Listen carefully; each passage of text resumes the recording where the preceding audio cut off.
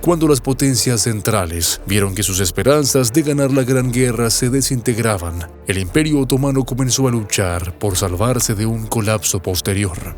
El gran visir Talat Pasha se vio a sí mismo como un obstáculo para que el imperio llegara a un acuerdo con la Triple Entente y, por lo tanto, renunció a su cargo el 8 de octubre de 1918, abriendo la puerta al armisticio de Mudros.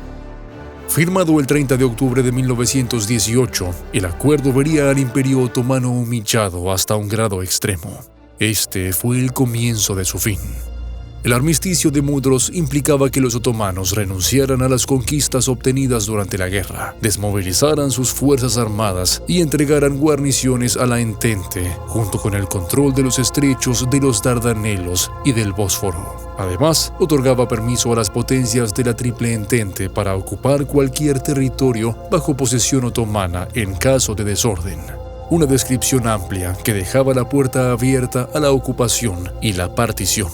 Ambas cosas estaban por venir. Como una especie de invitación al enemigo para que entrara, el Partido Único del Imperio, el Comité de Unión y Progreso, dijo su último adiós. Y sus miembros principales, incluido el ex gran visir Talat, huyeron del país. Esto sacudió los cimientos apenas en pie de la estructura otomana y dio a las potencias occidentales más motivación para intervenir. Los franceses fueron los primeros en cruzar el umbral cuando entraron en Constantinopla el 13 de noviembre de 1918, seguidos al día siguiente por las tropas británicas, italianas, griegas y francesas que llegaron en barco.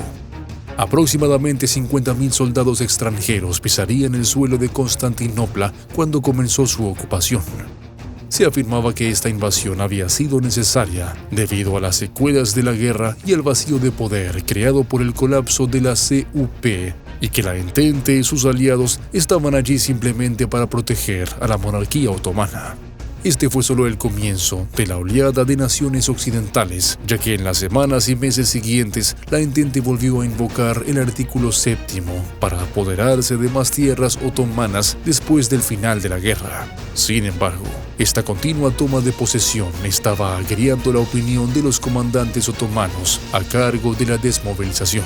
Estaban listos para la guerra nuevamente. Los pensamientos de resistencia iban en aumento y uno por uno, los líderes militares fueron negando las solicitudes de la Entente de abandonar tierras y ejércitos. Había un creciente nivel de desaprobación con respecto a la postura del imperio de rendirse y apaciguar a sus enemigos en tiempos de guerra. El sultán Mehmed VI Vedetín era consciente de la oposición. Sin embargo, trató de asegurar su propia soberanía reorganizando el liderazgo otomano. Al traer al líder del Partido de la Libertad y el Acuerdo, Damat Ferid Pasha, para reformar un gobierno confiable, Vedetín marcó el comienzo de una fuerte condena y persecución de los antiguos miembros del CUP, lo que agravó aún más el creciente número de nacionalistas. Las crisis étnicas y de refugiados complicaban aún más la tarea del sultán, ya que la Entente no cejaba en su expansión.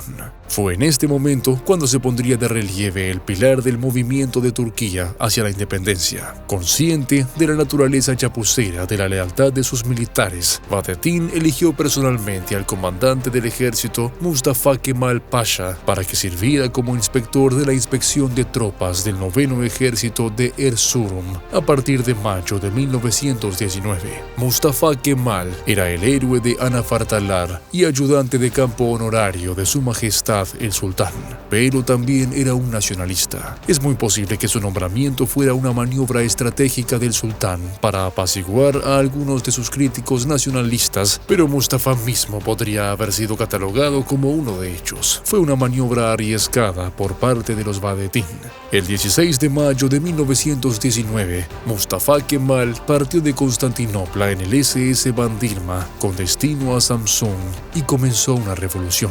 Hay dos acontecimientos que se consideran el inicio de la guerra de independencia de Turquía: el desembarco griego en Esmirna y el desembarco de Mustafa Kemal en Samsun.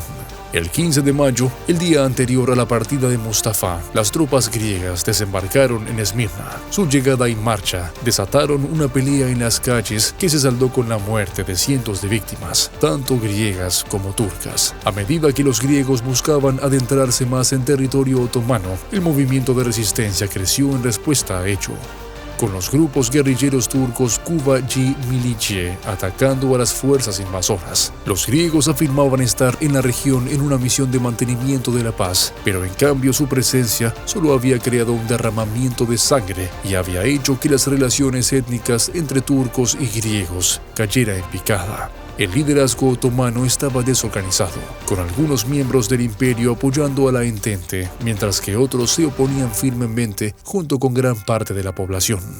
4 días después de que los griegos desembarcaran en Esmirna, Mustafa Kemal y sus fuerzas otomanas llegaron a las costas de Samsun.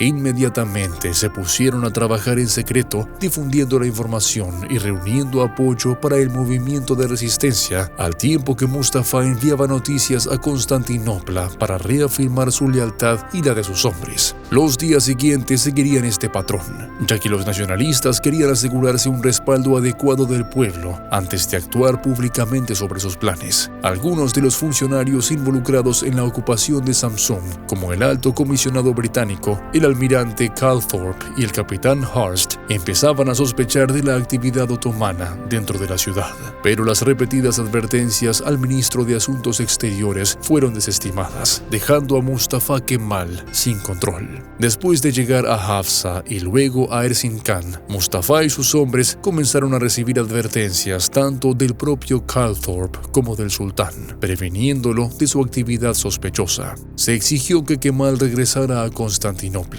lo que él rechazó. En cambio, optó por dimitir y advirtió a sus cómplices en todo el imperio que no se echaran atrás. Se emitió una orden de arresto contra Mustafa Kemal, pero Karabekir Pasha, el hombre que debía cumplirla, se negó rotundamente a hacerlo. Esto permitió que Mustafa pronto se postulara como presidente del Comité de Representación, establecido después del Congreso de Erzurum y el Congreso de Sivas, que finalmente puso sobre el papel las bases del movimiento de resistencia turco y el llamado a la libertad. Kemal también serviría como presidente de la recién fundada Asociación de Defensa de los Derechos de Anatolia y Rumelia. Todo esto, unido a la pávida evaporación del apoyo al sultán y a la Entente en todo el imperio, hizo que el puesto de gran visir pasara a manos del general Ali Riza Pasha, un hombre más simpatizante a la causa nacionalista y dispuesto a entablar rápidamente negociaciones con los rebeldes. El protocolo de Amasya sería el fruto de estos trabajos y fue firmado el 22 de octubre de 1919 por representantes del gobierno otomano y de la resistencia nacionalista. El objetivo era la unidad nacional y el plan era celebrar nuevas elecciones otomanas a finales de año para restablecer la Cámara de Diputados. Esta nueva Cámara aprobaría el Misak-i Milli y mostraría su apoyo a las decisiones tomadas por los congresos nacionalistas, lo que llevó a los ocupantes británicos a poner fin a la Cámara de Diputados y reafirmar su autoridad forzada sobre Constantinopla. Ahora estaba más claro que nunca, incluso para la Entente, que los nacionalistas turcos no iban a ninguna parte y que el gobierno otomano estaba cada vez más cerca de ceder a sus demandas. Los británicos reaccionaron antes de que creyeran que era demasiado tarde y lanzaron una serie de redadas y arrestos contra los rebeldes, lo que no hizo más que avivar los esfuerzos de resistencia y provocó una avalancha de consecuencias catastróficas para los objetivos occidentales. El gobierno otomano se autodestruyó, la monarquía constitucional se echó por la borda y el gran visir Salih Hulusi Pasha dimitió en apoyo de Mustafa Kemal, obligando al ex visir Damat Ferid Pasha a retomar su antiguo cargo mientras Mehmed Vahdettin luchaba por mantener con vida los restos de su imperio que aún quedaban. Mustafa Kemal pretendía establecer un gobierno legítimo en Ankara que rivalizara con el de Constantinopla, controlado por la Entente. Mientras tanto, las potencias occidentales seguían oponiéndose directamente a los nacionalistas que se oponían a su intento de dividir el Imperio Otomano en beneficio propio. No obstante, se formaría la Gran Asamblea Nacional de Turquía, con Mustafa Kemal como primer ministro y portavoz, como era previsible. El sultán seguía decidido a mantenerse firme, a pesar de que los nacionalistas afirmaban ahora que sus intenciones eran de hecho apoyar y liberar al sultán, también conocido como el califa, del yugo opresivo de las naciones occidentales. Así, el sultán Vahdettin emitió una fatwa en la que declaraba infieles a todos los rebeldes y pedía la ejecución de quienes encabezaban el movimiento.